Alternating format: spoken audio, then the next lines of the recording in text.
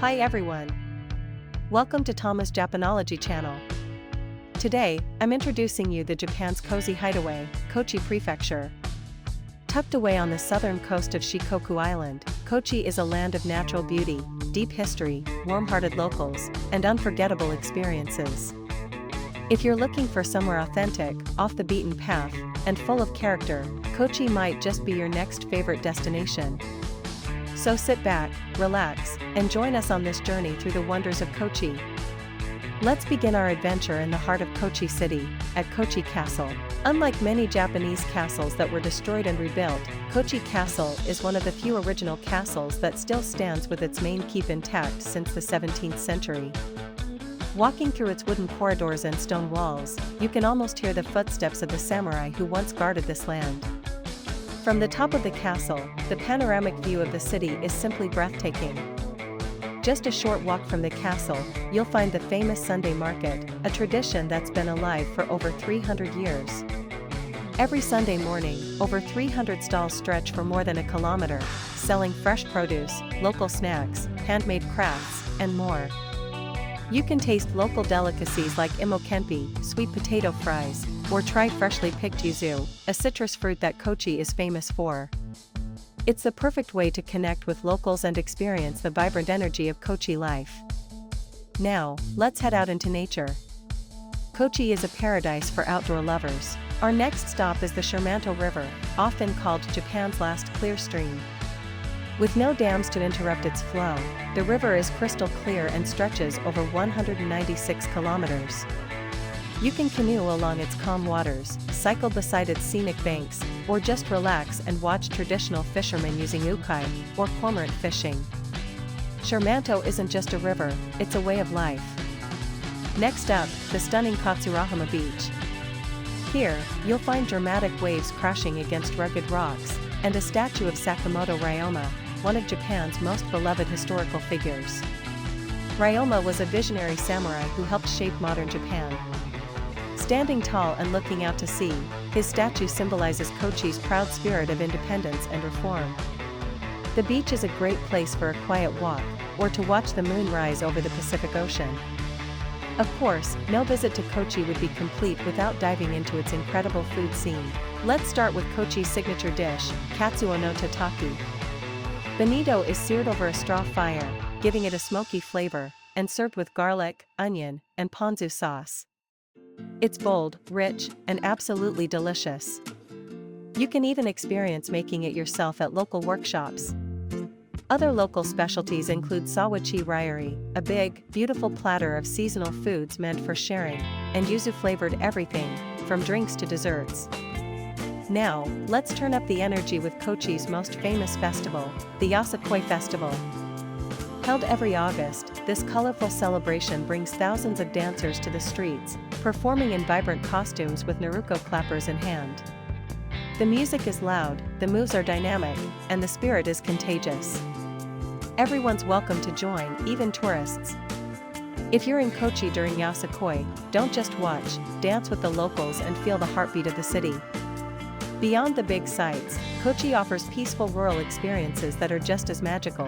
Take a trip to the Nyoto River area, where the water is so clear and blue it's called Nyoto Blue. You can visit remote mountain villages, stay in traditional guest houses, and experience life close to nature. It's a place where time slows down, and where every breeze, every bird song, feels special. You can try rice planting, tea picking, or just gaze at the stars, so bright in the clear night sky. And if you love the sea, Kochi has something unforgettable: whale watching. From spring to early fall, you can take a boat from Tosa Shimazu and spot humpback and sperm whales in the wild. It's an awe-inspiring experience to see these giants of the ocean up close. Dolphins often swim alongside the boat, and seabirds soar above. It's a reminder of how rich and alive the seas of Kochi are. But perhaps the greatest treasure of Kochi is its people. Kochi folks are known for their friendliness, generosity, and love of a good time. They even have a word for it, omotenashi, which means heartfelt hospitality. Whether you're invited to a local izakaya, or just asking for directions, you'll find smiles and warmth everywhere. And don't be surprised if someone invites you to join a feast. Kochi people love to party, especially with sake in hand. We invite you to step into the enchanting world of one of Japan's most beloved botanists from Kochi, Dr. Tomitaro Makino. A man of deep curiosity, unshakable passion, and extraordinary dedication to the natural world.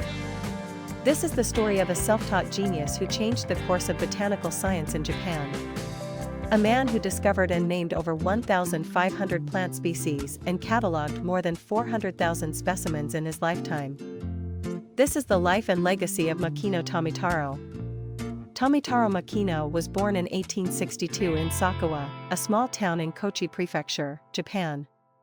He lost his parents at a very young age and was raised by his grandmother. Despite these early hardships, he developed a love for nature that would define his entire life. As a boy, Makino would spend hours in the mountains, collecting leaves, flowers, and seeds.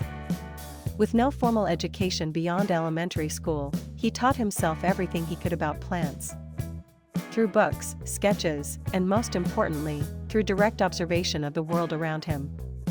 By the age of 20, Makino had already begun compiling his own botanical records. His thirst for knowledge led him to Tokyo, where he eventually worked at the University of Tokyo as a guest researcher. There, he met Japan's leading botanists and scholars, and often amazed them with his encyclopedic knowledge. One of his greatest achievements came in 1900, when he published the first botanical magazine in Japan, the Botanical Magazine, Tokyo. It became a cornerstone of modern botanical study in the country. To know plants is to know the universe. These were the words Makino lived by. Over the course of his lifetime, Makino named over 1,500 new species of plants. Some of these now bear his name, like Makino's bamboo grass and Makino's thistle. But his greatest contribution was not a single discovery, it was his life's work, the Makino Book of Botany, a comprehensive illustrated guide to Japan's flora. It took him decades to complete. More than 7,000 illustrations. Thousands of pages. All hand-drawn, all from observation. Makino was not just a scientist, he was an artist. His illustrations weren't merely scientific, they were deeply beautiful. Each leaf, each petal, each root, meticulously captured with reverence and care. He once said, "Plants are my friends. I speak to them, and they speak back." Today, you can visit the Makino Botanical Garden in his hometown of Kochi. There, more than 3,000 plant species bloom in celebration of his life and passion. The garden is not just a place of science, it's a sanctuary of inspiration. A living tribute to a man who spent his life listening to the quiet voices of nature. In Japan, Makino is remembered with great affection as the father of Japanese botany. He proved that one person, driven by love and perseverance, can change the world. He showed us that nature is not separate from us, but a part of who we are, so the next time you pass by a tree, or kneel to smell a flower, remember the man who saw beauty in every blade of grass. Remember Tomitaro Makino. Thank you for joining us in this journey through time, science, and the soul of nature. Today, we take a journey into the heart of Japan's history, to explore the life of one of the most remarkable men of the 19th century. His name was Ryoma Sakamoto. A visionary, a warrior, a peacemaker, and a hero. Though he lived only 31 short years, Ryoma changed the course of Japan forever. In this video, we'll uncover the secrets of his life and discover why he continues to inspire people across generations. Let's begin. Born in 1836 in Tosa, what is now Kochi Prefecture, Ryoma Sakamoto was born into a low-ranking samurai family. From a young age, he was different. He was curious, he asked questions. He looked beyond tradition. He studied swordsmanship and became a skilled warrior, but his real strength was not the blade. It was his mind. His ideals. His courage to imagine a new future for Japan. Now, let's set the scene. Japan in the mid-1800s was a nation closed off from the world. Under the Tokugawa shogunate, Japan had been isolated for over 200 years. But things were changing. In 1853, American Commodore Matthew Perry arrived with his black ships. demanding Japan open its ports. This moment shook the country. Some wanted to fight. Others wanted to compromise. And in the middle of this chaos stood Ryoma. He believed that Japan needed to modernize. That Japan must open up, not to be conquered, but to stand equal among nations. He dreamed of ending the feudal system, of creating a Japan ruled not by warlords, but by a central government led by the emperor and guided by the people. But for such ideas, he risked his life. He was a hunted man, a rebel. And yet, he became the bridge between bitter enemies. One of Ryoma's greatest achievements was negotiating peace between two rival domains, Satsuma and Choshu.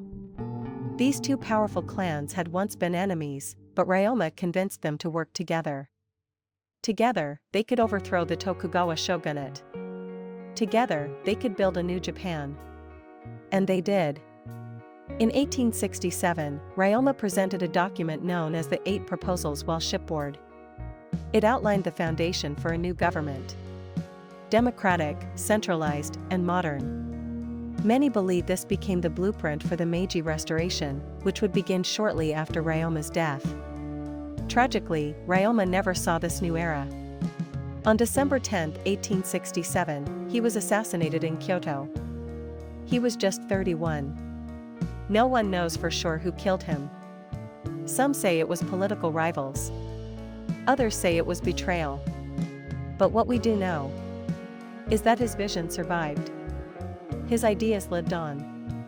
And Japan was reborn. So why does Ryoma Sakamoto continue to inspire today? Because he was fearless. He chose unity over war. He embraced change when others clung to the past. He was a man of action, but also a man of peace. Today in Japan, you'll find statues of Ryoma. In Kochi.